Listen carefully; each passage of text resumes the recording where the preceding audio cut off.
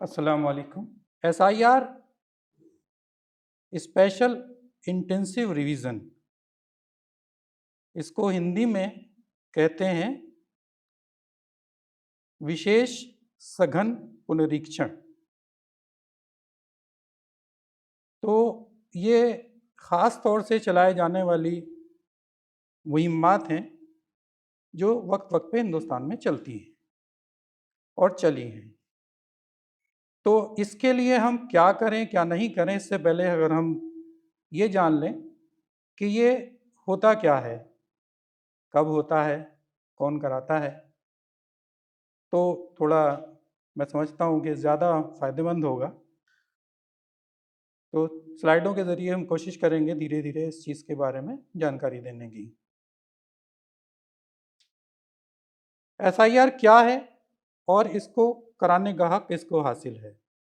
बहुत से लोग हम में से जानते हैं, लेकिन ये चीज़ थोड़ा बताना भी ज़रूरी है कि इसका नाम स्पेशल इंटेंसिव रिवीजन, ये कई बार रिपीट होगा लफ्ज़। खुसूस मुफस्सल नज़रसानी, ये नज़रसानी जो है, ये जो हमारे यहाँ हम लोग वोट करते हैं, जो वोटर लिस्टें हैं, उन लिस्टों को बार बार नज़रसानी की जाती है। उस चीज़ की जो एक मुहिम है, उस चीज़ को करने का जो तरीक़ाकार है सरकार का, उसको इसका नाम दिया जाता है। कभी कभी ये छोटा होता है, स्मॉल के नाम से होता है, कभी कभी ये ख़ास होता है, बड़ा करते हैं। SIR कराने के लिए हमारा आइन, हमारा कॉन्स्टिट्यूशन, ये किस दफ़ा के तहत काम करता है? तो हमारे आइन में एक representation of the people act है 1950 का, जिसके तहत उस वक्त कॉन्स्टिट्यूशन में ये प्रोविज़न किया गया कि हम एक डेमोक्रेटिक मुल्क हैं और इसमें इलेक्शन होंगे। तो इलेक्शन में क्या क्या होगा, उन सब चीज़ों में जो बुनियाद थी वो थी कि जितने भी हिंदुस्तान के रहने वाले शहरी हैं, उन शहरियों की अलग अलग उस पर बूथ लेवल पर या अलग अलग मोहल्ले के लेवल पर लिस्टें बनाई जाएंगी। उन लिस्टों के हिसाब से जो है सब वोट देंगे और वोट से हमारी सरकार बनेगी अगली, जो 1951 या 52 में बनी थी। इसके लिए थोड़ा सा इसकी तारीख़ है कि पहला इलेक्टोरल रोल जो है, यानी पहली वोटर लिस्ट 1951-52 में कंप्लीट हुई। 48 से शुरू होके मार्च 1951 में पहली लिस्ट फाइनल हुई और इसको जो है 15 नवंबर 1951 को शाया किया गया। ये तादाद है उस वक्त के इलेक्टोरल्स की, कोई ख़ास अहमियत नहीं है कि उस वक्त 17 करोड़ लगभग पूरे हिंदुस्तान में वोटर्स थे और हमारे यूपी में 3.9 करोड़ थे, और आज मोटे तौर पे 5 गुना वोटर्स हमारे यूपी में हो गए। अब ये SIR कब कब हुआ है, क्योंकि जो वोटर लिस्ट है उसमें बहुत सारी चीज़ें होती हैं, लोग नए लोग आते हैं, लोग इधर उधर शिफ्ट होते हैं, कभी कभी कुछ गड़बड़ी भी हो जाती है, किसी का नाम गलत हो गया, किसी का नाम 2 जगह हो गया। तो हिंदुस्तान के शहरियों की जो वोटर लिस्ट है वो सही सही हो, उसके लिए SIR पहले भी होते रहे हैं। पहला SIR 1952 से 56 के बीच में पूरे हिंदुस्तान में हुआ। उसके बाद 1957 में हुआ, किसी स्टेट में हुआ, कहीं नहीं हुआ। 1961 में हुआ, जब इलेक्शन से पहले SIR कराया गया। 1965-1966 में जो है इस चीज़ को देखा गया। 1983-84 में भी जो है, जब ये बेस बना के भाई अर्बनाइजेशन हो रहा है, लोग गाँवों से शहर की तरफ जा रहे हैं, तो उस वक्त भी SIR हुआ। 1987 से 89 के बीच में भी हुआ। ये कोशिश की गई कि जो लोग डुप्लीकेट वोट्स हैं या कोई ऐसा है कि हमें इलेक्टोरल रोल्स की सफाई करनी है, तो ये किया गया। 1992, 1993, 1995 में अलग अलग जगह पर हुआ, जब स्टेट्स की डेमोग्राफी चेंज हुई। जैसे बीच बीच में जो है हमारी स्टेट्स नई नई वजूद में आई, हरियाणा वजूद में आया, उत्तराखंड वजूद में आया, इस तरीके से ये हुआ। उसके बाद बड़ा SIR जो है ये 2002 से 2004 के बीच में हुआ।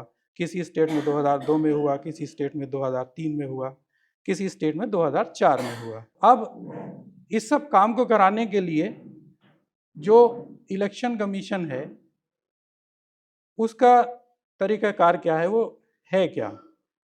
तो इसमें ये है कि जो 1951 का रिप्रेजेंटेटिव पीपल एक्ट है उसमें हिंदुस्तान के लेवल पर एक चीफ इलेक्शन कमिश्नर की तकर्री हुई। बाद में वो 3 की तादाद हो गई और उनके अंडर में हर एक स्टेट में चीफ इलेक्टोरल ऑफिसर होता है। उसके अंडर में इलेक्टोरल रजिस्ट्रेशन ऑफिसर होते हैं या उसे हम डिस्ट्रिक्ट इलेक्शन ऑफिसर कहते हैं। जनरली वो उस डिस्ट्रिक्ट का DM होता है। उसके अंडर में ERO होते हैं, ERO होते हैं या डिस्ट्रिक्ट इलेक्शन ऑफिसर होते हैं और ये कॉन्स्टिट्यूंसी लेवल पे यानी कि एक विधानसभा के लेवल पे होता है। और सबसे ख़ास और सबसे जो हम जिनसे मिलते हैं, काम कराते हैं और इलेक्शन कमीशन का काम जिन पर डिपेंड करता है वो हमारे हर बूथ पर जिनकी लिस्टें अलग अलग होती हैं उस बूथ पर बूथ लेवल ऑफिसर होते हैं। ये एक बीच की कड़ी है हमारे और सरकार के। लगभग सारा काम BLO ही करते हैं। ये BLO जिम्मेदार होते हैं लगभग 1000 से 1500 वोटर्स के लिए। आमतौर पे स्कूल के टीचर होते हैं, आंगनवाड़ी के लोग होते हैं या अलग अलग लोग होते हैं। ख़ास तौर से उस इलाके के आसपास के लोग चुने जाते हैं जिस इलाके में वो अच्छे से लोगों को पहचानते हों। BLO का काम है उस जो वोटर लिस्ट है उसको थॉरोली स्टडी करके लोगों के बीच में जाके वेरीफाई करना जो जो पार्ट उनको दिए जाते हैं कि उसमें जो लोग हैं वो वाक़तन वहाँ रहते हैं या नहीं रहते हैं, शिफ्ट तो नहीं हो गए, अल्लाह को प्यारे तो नहीं हो गए। और ये काम वो घर घर जाकर करते हैं और कोई डुप्लीकेट वोटर हो तो उसको छांटते हैं। लिस्ट में किसका नाम शामिल करना है या किसको निकालना है उसका वो डिसीज़न लेते हैं। लोग जो क्लेम करते हैं, अगर कोई क्लेम करेगा कि भाई ये आदमी का नाम लिस्ट में है लेकिन ये यहाँ से शिफ्ट हो गया है या इसकी डेथ हो गई है, तो उसको वो जाके वेरीफाई करते हैं और लोगों से क्लेम लेते हैं और इन सब चीज़ों को वक्त वक्त पर ERO के पास जाके जमा करते हैं। फाइनल जो पब्लिकेशन होता है वो ERO करते हैं। अब थोड़ा सा ये अब जो SIR हो रहा है और पुराने जो SIR हुए उनमें थोड़ा सा फ़र्क समझने की हम कोशिश करेंगे। पहले जो SIR होते थे उसका मुझे फॉर्मेट नहीं मिल पाया, लेकिन एक ये कि क्या होता था उसमें हम बताने की कोशिश करेंगे कि एक परफॉर्मा होता था जिसके ऊपर उसमें उसका नाम लिखा होता था कि ये इनुमरेशन फॉर्म है, गणना प्रपत्र है। उसके बाद उसका ईयर किस ईयर में हम उसको कर रहे हैं, पोलिंग स्टेशन का नाम या बूथ का नाम और उसका नंबर, असेंबली का नाम और नंबर, ज़िला और BLO का नाम, कौन BLO है वहाँ, और SIR के लिए BLO जब घर में पहुँचे तो किस डेट को हम वो उसको कर रहे हैं। फिर उस घर का डिटेल, घर का नंबर, उसके हेड का नाम और उसके फैमिली में कितने मेंबर हैं और जितने मेंबर जो हैं वो वोटर बनने के काबिल यानी 18 साल से ज़्यादा के होंगे उनकी डिटेल, सीरियल नंबर, नाम, उनके फादर का नाम, जेंडर, उनकी डेट ऑफ बर्थ, क्या काम करते हैं और मुखिया से उनका क्या ताल्लुक़ है। और जो BLO है वो उसमें एक लिखता था कि इनकी एलिजिबल वोटर बनने की है या नहीं है, उसके बाद कोई रिमार्क उसके बारे में उसे देना हो वो देता था। उसके बाद जो है माइग्रेटेड या डिजीज़ यानी जिनका इंतकाल हो गया उनके लिस्ट बनाएगा डिलीशन के लिए, क्लेम उसमें लेना है, कोई डिस्प्यूट हो तो। और उसके बाद BLO एक सर्टिफिकेट देता था कि जो मेरी जानकारी में जो हम इसमें नाम बढ़ा रहे हैं वो सही हैं या जो नाम काटे जा रहे हैं वो सही हैं।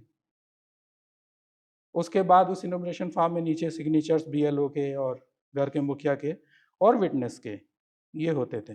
2003 में जो एसआईआर हुआ उसमें जो मेन काम थे, क्या हुए थे, उसमें 2001 की जो सेंसस यानी मर्दमशुमारी हुई थी उसको इलेक्टोरल रोल पर अपडेट करने का काम किया गया था कि मर्दमशुमारी में जो रेशो 18 साल से ज़्यादा के लोगों का है वही रेशो जो है हमारी इलेक्टोरल लिस्ट में होना चाहिए, जो अनफॉर्चुनेटली तब नहीं था, बहुत कम रेशो था। तो बड़ी मेहनत की गई कि ज़्यादा जितने भी लोग 18 से ऊपर के हैं उनको हम उसमें शामिल कर लें।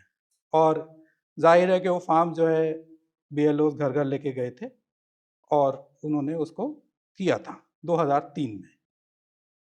अब हम आते हैं 2025 में, जो ये नया एसआईआर हो रहा है। इसमें और पुराने एसआईआर में बुनियादी फ़र्क ये है कि पुराने एसआईआर में इलेक्शन कमीशन ये मान के चलता था कि हमारे जो शहरी हैं उनको देखना, उनका पता लगाना वो हमारी जिम्मेदारी है, यानी इलेक्शन कमीशन की जिम्मेदारी है। और बीएलओ जो हैं वो घर घर जाते थे, लोगों का पता पूछते थे, उनका नाम लिखते थे, लिस्टें बनाते थे और वो एसआईआर होते थे। इसमें नया इन्होंने ये किया है कि काफ़ी हद तक ये जिम्मेदारी जो है हम लोगों पे, यानी हर आदमी वोटर है, वोटर के ऊपर डाली है। उसमें थोड़ा सा आसान ये कर दिया है कि जिन जिन बूथ पर जो भी 2025 में वोटर लिस्ट मौजूद है, तो बीएलओ को कोशिश की गई है कि उन बूथों की 2003 की वोटर लिस्ट भी वो उन्हें दें। और 2003 में और 2025 में जिस बूथ की वोटर लिस्ट में जो वोटर कॉमन है, यानी कि उस बूथ पे जिस वोटर का नाम 2025 में है और वो सेम वोटर 2003 में भी उस बूथ पर एग्जिस्ट कर रहा था, तो उसको उन्होंने कहा कि आप इसकी मैपिंग कर दीजिए, एक लिस्ट बना दीजिए कि 2025 में इस वोटर का ये सीरियल नंबर है, ये पार्ट नंबर है, यहाँ पे एग्जिस्ट करते हैं और 2003 में यहाँ पर एग्जिस्ट करते थे। तो वो खुशनसीब लोग जिनका इस तरीके से है उनको तो इस एसआईआर में कोई घबराने की किसी चीज़ की भी ज़रूरत नहीं है, उनका एसआईआर हो गया, बीएलओ ने कर दिया। अब वो लोग जो 2003 में हिंदुस्तान के वोटर तो थे लेकिन उस बूथ के वोटर नहीं थे जिस बूथ पे आज वो वोटर है, तो उनके लिए ये इस तरीके का एक फॉर्म जो है वो दिया जाएगा हर वोटर को, और हर वोटर को ये फॉर्म भर के जमा करना है। ये फॉर्म दो पार्ट में, दो कॉपीज में दिया जाएगा, इसको भरना है और इसको भरने के बाद एक कॉपी पे बीएलओ की रिसीट लेके रख लेनी। इसमें है क्या क्या, इसको बाइफरकेट करके हमने कोशिश की है। सबसे ऊपर इसमें जो वोटर हैं, ये 5 खाने हैं, उसमें उसका नाम होगा पहले से भरा हुआ, वोटर आईडी कार्ड का नंबर होगा और जिस विधानसभा के हैं वो जानकारी अगले उसमें, और ये क्यूआर कोड होगा जिससे स्कैन करके वो जानकारी ली सके। और एक उस वोटर लिस्ट में जो फोटो है वो होगा उसमें, और एक नया फोटो चिपकाने के लिए खाना होगा। तो सबसे पहले तो उसमें अपना एक फोटो चिपकाना है, उसके बाद एक जानकारी भरनी है जिसमें नाम तो उसमें लिखा हुआ होगा, डेट ऑफ बर्थ अपनी लिखनी है, आधार का नंबर डालना है, ये ऑप्शनल है, लेकिन सजेशन ये दिया जा रहा है कि हम सब लोग जब हमारे पास आधार है तो अपना अपना आधार नंबर ज़रूर लिखें। मोबाइल नंबर इसमें लिखना है, पिता या अभिभावक का जो नाम होता है वो लिखना है, और उसकी ईपिक संख्या, मतलब जो वोटर आईडी अगर है तो लिखना है, माँ का नाम लिखना है, उनकी भी अगर वोटर आईडी है तो लिखना है, वाइफ का या हस्बैंड का नाम लिखना है और उनकी जो वोटर आईडी नंबर है वो लिखना है। एक अब ये उन लोगों के लिए है कि जिन लोगों का नाम जिनको दिया गया, जाहिर है कि उस बूथ पे 2003 में वो नहीं थे, लेकिन उनके पास अपनी 2003 की जानकारी उन्होंने ले ली है, जो कि इंटरनेट पे अवेलेबल है, वो ली जा सकती है। तो यहाँ पर अपना नाम लिखना है। अगर उस वक्त वो बना हो वोटर आईडी कार्ड तो उसका नंबर, और तो उसके बाद उससे ताल्लुक जो उसमें लिस्ट में होगा, ज़िला जिस ज़िले में वोट बना हुआ था, और स्टेट जिस स्टेट का था, और नीचे जो है उस कॉन्स्टिट्यूंसी असेंबली का नाम लिखना है और भाग संख्या लिखनी है और उसका नंबर लिखना है। अब ये वाला पार्ट उन लोगों के लिए है जो 2003 में वोटर थे, जो 2003 में वोटर थे। अब हमारे वो बच्चे जो 2003 में वोटर नहीं थे, 2003 के बाद वोटर बने, उनके लिए इसका दूसरा पार्ट है। उस पार्ट में जो ऊपर उन्होंने अपने अभिभावक का नाम लिखा है पहले वाले खाने में, उसकी 2003 की जानकारी इसमें देनी है। अब ये सारी चीज़ें तो वहाँ तक थी कि जब हमारा नाम हमें मिल गया, 2003 की वोटर लिस्ट में हमारा जानकारी मिल गई, वो हमने भर दी। अब ऐसा भी है कि किसी वजह से कहीं पे 2003 की वोटर लिस्ट नहीं है या हमें नहीं मिली, तो हम क्या करेंगे एसआईआर के लिए? तो उस केस में एसआईआर के लिए हम अपने बीएलओ को जो ये 11 दस्तावेजात हैं, 13 दस्तावेजात हैं, इनके बारे में बताएंगे कि भाई इस तरीके से हम एलिजिबल हैं इस एसआईआर में, इस वोटर लिस्ट में नाम जुड़वाने के या नाम बाकी रखने के।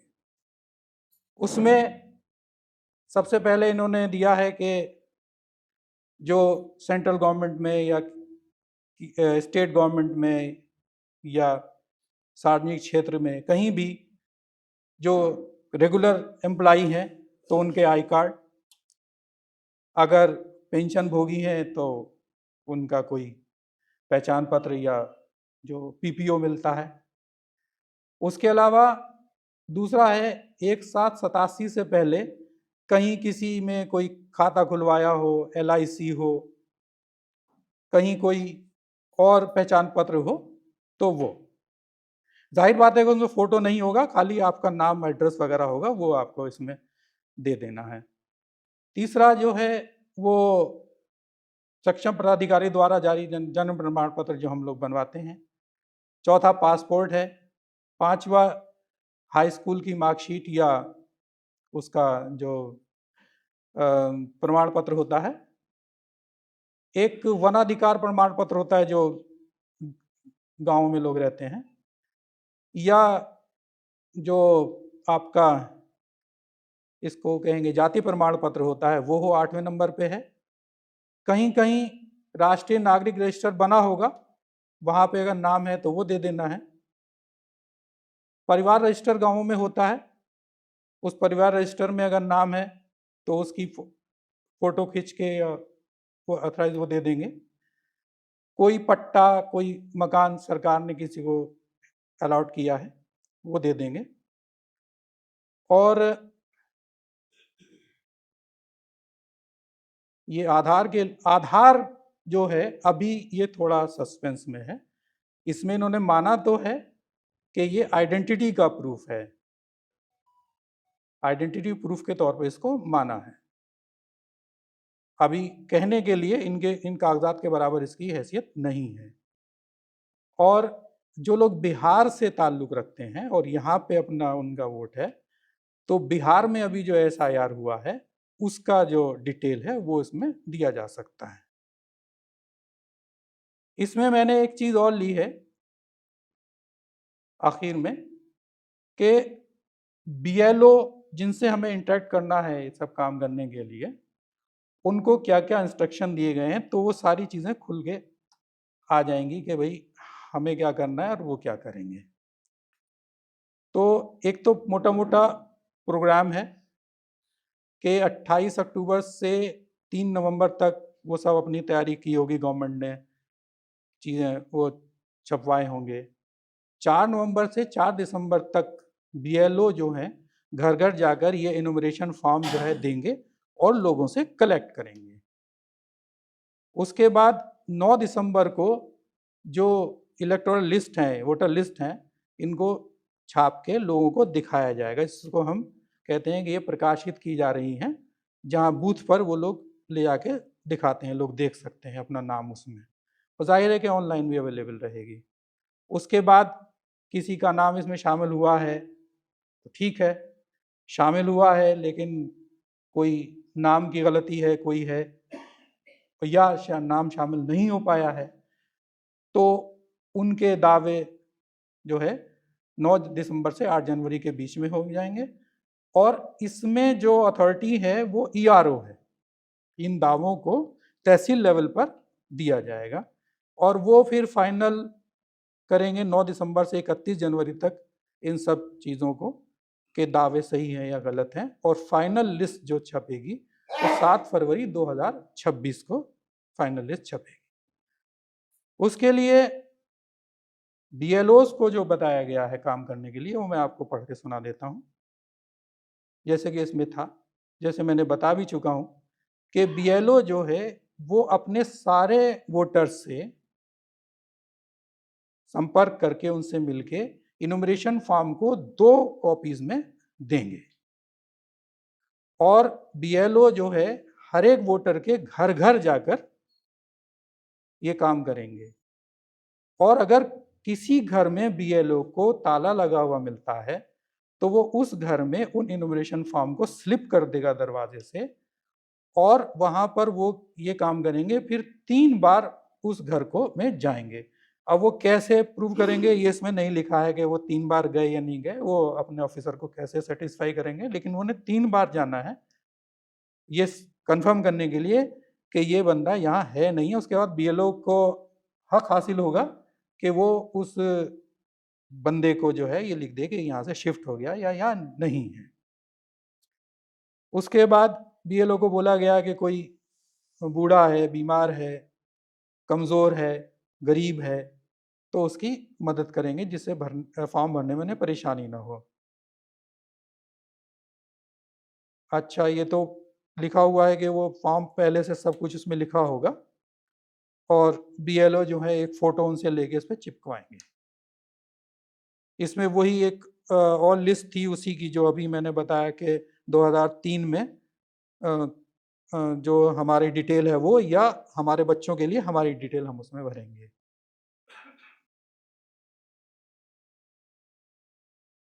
ये जानकारी दी गई है कि बीएलओ या जो वोटर हैं वो इस वोटर ECI-government.in पर 2003 की वोटर लिस्ट में अपना नाम देख सकते हैं। और एक चीज़ जो ख़ास इस SIR में अब जाके आई है, पहले ये चीज़ नहीं थी, कि बीएलओ जो हैं इस फेज़ में जब इनुमरेशन फॉर्म देंगे और इनुमरेशन फॉर्म लेंगे तो कोई भी कागज़ किसी वोटर से वो नहीं मांगेंगे। वो सिर्फ इनुमरेशन फॉर्म देंगे और इनुमरेशन फॉर्म लेंगे, उसको अपलोड करेंगे और जमा करेंगे। इस लेवल पर हमें कोई कागज़ नहीं देना। और आगे है कि अगर किसी ने ऑनलाइन भर दिया है तो उस ऑनलाइन को भी वेरीफाई बीएलओ करेंगे। अभी हालांकि मैं देख रहा था, मेरी जानकारी के तक अभी तक जो ऑनलाइन कोई ऐसा लिंक मुझे नहीं मिला SIR का इनुमरेशन फॉर्म भरने का। होगा तो इंशाल्लाह बताया जाएगा कैसे वो भरेंगे। अच्छा, इसमें यही नहीं है कि सिर्फ इनुमरेशन फॉर्म भरे जाएंगे। अब ऐसे बच्चे भी होंगे जो 1 जनवरी 2026 को 18 साल पूरे कर रहे होंगे, तो उनका फॉर्म 6 भरा जाएगा जैसे पहले भी भरा जाता था, लेकिन उनके फॉर्म 6 के साथ एक डिक्लेरेशन फॉर्म और भरा जाएगा जिसमें वही होगा कि उनके जो पेरेंट्स हैं उनमें से अगर उस बच्चे की पैदाइश 2004 से पहले की है तो पेरेंट्स में से किसी एक की जानकारी भरी जाएगी 2003 की, और अगर 2004 के बाद की पैदाइश है तो माँ और बाप दोनों की जानकारी भरी जाएगी। फॉर्म 8 भरते वक्त, फॉर्म 6 भरते वक्त। और फॉर्म 8 में जो है वो अगर नाम में कोई गड़बड़ है, कोई मिसमैच है, उसको ठीक कराना चाहते हैं तो वो भी इनुमरेशन फॉर्म के साथ भर के दिया जा सकता है, ये बीएलओ उसको लेंगे। और एक चीज़ पहले ये होती थी कि जब हम इसकी इलेक्शन कमीशन की साइट पे जाते थे और अपना डिटेल वहाँ से डाउनलोड करते थे, तो बीएलओ, ईआरओ और डिस्ट्रिक्ट ऑफिसर के फ़ोन नंबर्स पे आते थे। अब वो नहीं आ रहे हैं। उसके लिए उन्होंने ऑनलाइन एक फैसिलिटी दी है कि एक बीएलओ के लिए कॉल बुक कर सकते हैं।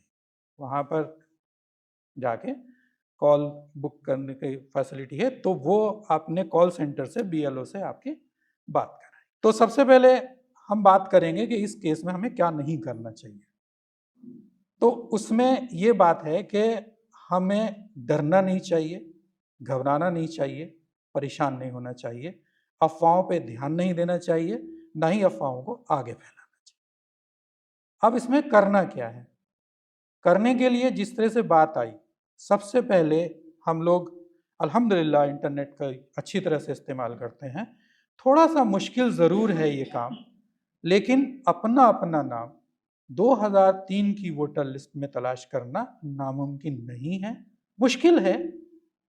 उसके लिए थोड़ा सा हम ध्यान करें कि 2003 में हम कहाँ थे, किस विधानसभा में थे और वहाँ पे किस बिल्डिंग में, ये अगर हम पिन पॉइंट कर लें कि उस वक्त किस बिल्डिंग में हमारा वोट पड़ता था, तो हमें अपना नाम तलाश करने में 10 मिनट से ज़्यादा नहीं लगेगा।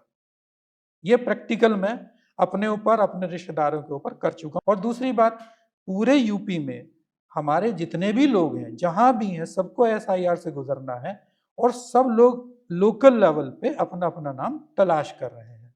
तो हमारे अपने लोगों का, हमारे रिश्तेदारों का, भाई बहनों का, पड़ोसियों का, जो वहाँ पर है जहाँ से हम आते हैं, वहाँ उन्होंने लिस्ट देख ही ली होगी, वहाँ पे उन्हें हमारा नाम मिलना बहुत आसान है। वो अक्सर लोग ऐसा भी कर रहे हैं कि वो वहाँ से व्हाट्सएप कर दे रहे हैं, तो वो जानकारी इसमें भर दी जाएगी। दूसरी बात जो सबसे ख़ास है, जो इसमें भी लिखी है, कि जो कमज़ोर तबके हैं हमारे, जो गरीब लोग हैं, जो सुबह को जाते हैं, शाम को वापस आते हैं, बीएलओ उनके घर जाएगा, तो बीएलओ को उनका घर अक्सर बंद भी मिल सकता है, वो बंदा नहीं भी मिल सकता अगर बीएलओ ईमानदारी से जाए भी। तो हमें ज़रूरत इस बात की है कि हम पॉलिटिकल पार्टी के लोगों को, जो एनजीओज़ हैं उनके लोगों को, मस्जिदों से और ख़ुद अपनी ज़ात से ये कोशिश करें कि कम से कम हमारे अपने आसपास जो गरीब लोग हैं, जो कमज़ोर लोग हैं, जो हमारे घरों में काम करने आते हैं या जिन्हें हम जानते हैं, जो हमारे बंगलों के पड़ोस में प्लॉट्स में रहते हैं बेचारे, उनका अगर नाम है तो उनकी हम मदद करें कि किस तरीके से उनका एसआईआर हो जाए, उनके नाम ढूंढ लें। और अगर कुछ भी नहीं हो पाता है तो हमारी कोशिश ये होनी चाहिए कि उनके बच्चों का हम जो है बर्थ सर्टिफिकेट बनवा दें। हिंदुस्तान है, बहुत ऐसा मुल्क है जहाँ चीज़ें हो जाती हैं। और जो लोग ऐसे हैं जो 87 से पहले के जिनकी पैदाइश है, तो उनका बर्थ सर्टिफिकेट न बनवा के उनका हम डोमिसाइल सर्टिफिकेट के लिए अप्लाई करा सकते हैं। जो एक मज़े की बात यह है कि इस सब अभी तक के प्रोसेस में आधार बिल्कुल निराधार है, लेकिन डोमिसाइल सर्टिफिकेट का 100% आधार आधार ही है, क्योंकि उसी के बेस पे उसका फॉर्म भरा जाता है, उसी के बेस पे कानूगो और पटवारी और दिगर लोग उस पर रिपोर्ट लगाते हैं और वो बन के तैयार हो जाता है। अगर ये काम हम लोगों के लिए, एक आदमी के लिए भी हमने करा दिया, तो इंशाल्लाह सुम्मा इंशाल्लाह हमारे लिए आखिर तक जो है अजर का बायस बनेगा। अब आप कोई सवाल हो तो